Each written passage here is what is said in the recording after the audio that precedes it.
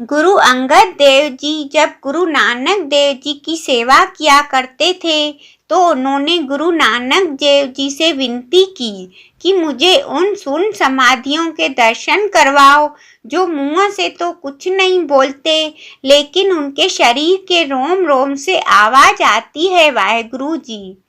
गुरु नानक देव जी ने उन्हें समाधि लगाने को कहा। गुरु अंगद देव जी आंखें बंद करके समाधि में बैठ गए तो देखा कि रास्ते से कुछ लोग जा रहे हैं जिनके मुख भी काले हैं और हाथ भी।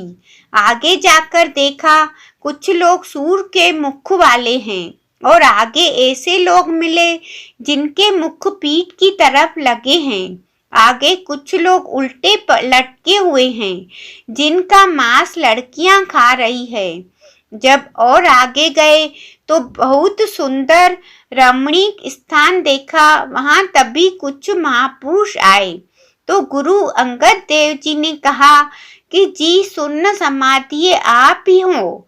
उन्होंने कहा हमें बताने की जरूरत नहीं है, आप हमारे शरीर से कान लगाकर सुन सकते हो। जब गुरुजी ने उनके शरीर के पास अपने कान लगाए तो उन्होंने सुना कि उन महापुरुषों के शरीर के रोम रोम से एक ही आवाज आ रही थी, सतनाम श्री वाहेगुरु। उनके दर्शन करके तन मन निहाल हो गया। तब गुरु अंगद देव जी ने विनती की कि महाराज मुझे रास्ते में कुछ ऐसे लोग मिले जिनके मुख और हाथ काले हैं, ऐसा क्यों है?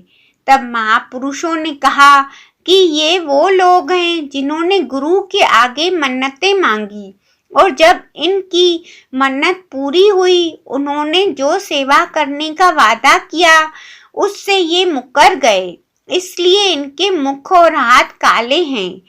सूर वाले मुख के लोगों के लिए महापुरुषों ने बताया कि ये वो लोग हैं जिन्होंने कभी कोई दान पुण्य नहीं किया, सदा भले लोगों की निंदा चुगली ही की है, किसी के बनते काम बिगाड़े ही हैं।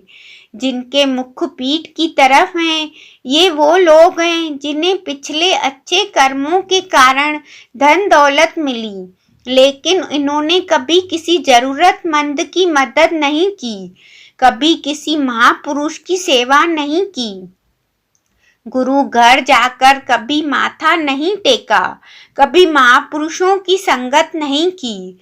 जो उल्टे लटके हैं और उनका मांस लड़कियां खा रही है ये वो लोग हैं जिन्होंने अपनी बहन बेटियों के साथ ठगी करके उनके रुपए पैसे हड़पे हैं। गुरु अंगद देव जी ने कहा कि जब मैं यहाँ आया था तब आप यहाँ नहीं थे, आप कहाँ थे? तब उन्होंने बताया कि हमें मनुष्य जन्म मिला, हमने भक्ति की, लेकिन संध्या के समय हमने रहरास साहिब जी का पाठ नहीं किया, इसलिए हम सारा दिन उस निरंकार के चरणों में होते हैं, लेकिन शाम के समय हमें दरगाह से बाहर निकाल दिया जाता है। इसलिए गुरु साहिब ने कहा है कि जो जिसका धर्म है वो अपने धर्मानुसार नाम का जप करे। बेड़ियां किनारे पर खड़ी है, सारी ही समर्थ है। जिस किसी एक बेड़ी में तू श्रद्धा से बैठ जाएगा वहीं तुझे एक किनारे से दूसरे किनारे पहुंचा देगी।